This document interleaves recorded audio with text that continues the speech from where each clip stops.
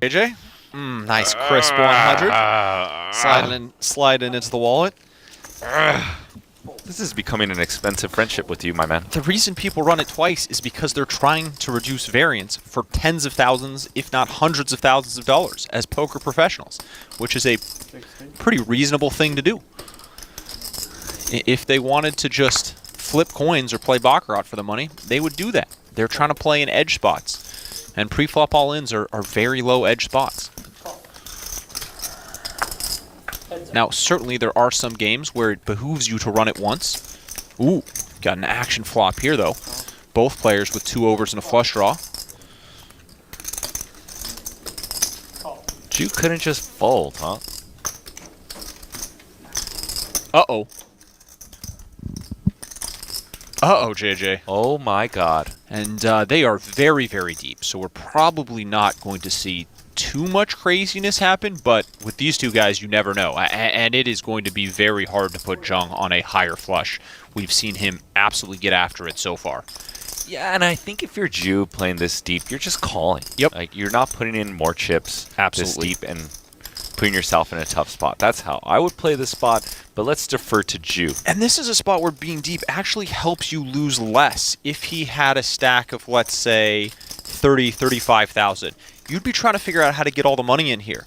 But when you're 100K deep, you really can't beat too many hands once it's gone bet, raise, value bet on the river. Certainly you have a queen high flush. It is a good hand.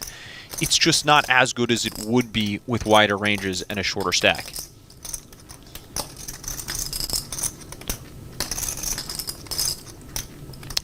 I'll be real curious to see what Jung does here. I think a small bet could potentially get raised. He might try that to induce. Standard would be to overbet, and he goes with the 3,000. This is fantastic. He is absolutely putting out this sizing just to try to induce a raise from optimistically a hand like Jew has, but potentially something even a little bit worse. Maybe some straights with a club, things like that, and it is going to work.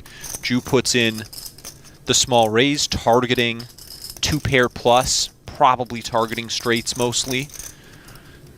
And he's going to get the bad news. Phenomenal play by Jung here. I love this river sizing. I don't think this is something people do at top of range nearly enough. Unblocking all the pairs, well, pre-river, unblocking all the straight cards. This is very well done.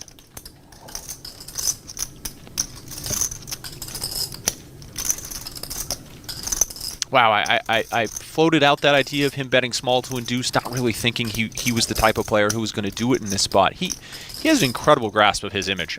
Very impressed with his play at this small sample size so far. I think he knows how people see him.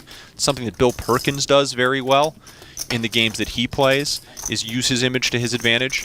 This is an extremely well-constructed hand where if he gets paid here, he's going to win really more than the max.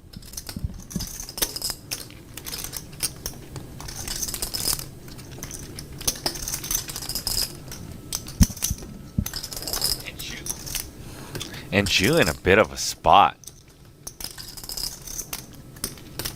Take this pause real quick while they're throwing in time checks, because we have each chat asking who the commentators are, saying we're killing it, JJ. Oh, both chats at the same time.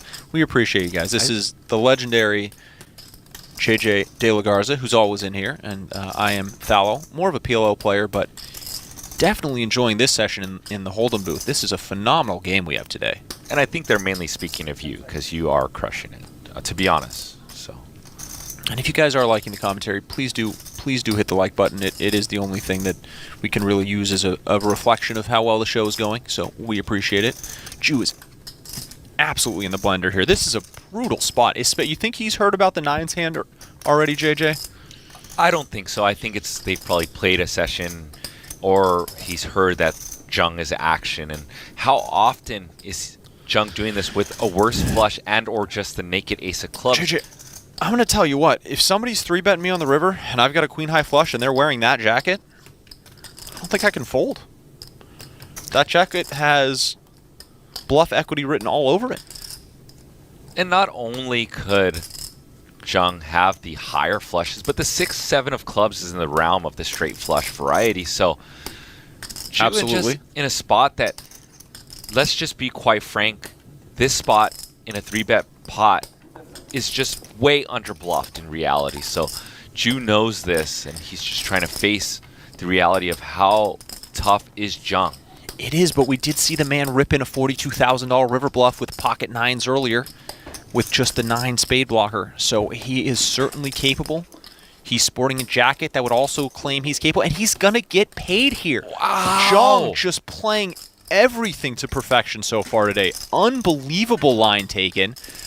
Got Saya off the best hand earlier with a huge river play, and this time wins more than the maximum, inducing that raise with the 3K.